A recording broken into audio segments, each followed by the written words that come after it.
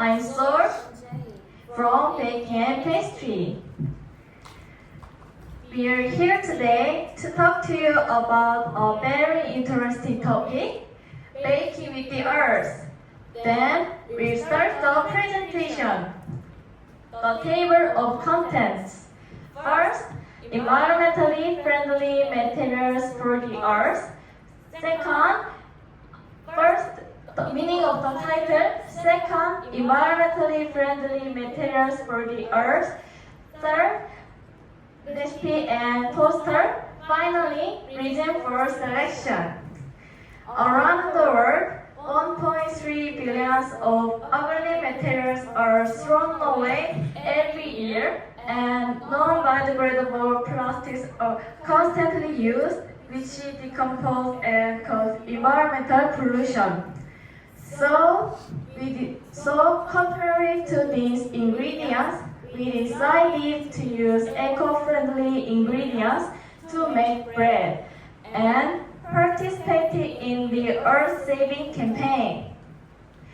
So we used organic products such as organic flour, organic sugar, and organic butter. Second, radishes and sesame seeds that cannot be sold due to lack of marketability as ingredients. Finally, biodegradable wrappers were used. Then from now on, I will introduce the bread we developed. It's a combination table for radish gugelhof, duff, cheese bomb, braised sugar radish. Here is the recipe briefly explained. On top of the pre-made cheese bomb in plain gugelhof, put the braised sugar radish on, after another, and sprinkle the pieces with decoration to complete it. And we made a poster. We organized it like this, so that you can immediately see what this bread means by looking at it. Finally, the reason I chose public is because I don't use a PP wrapping paper and plastic that are thrown away.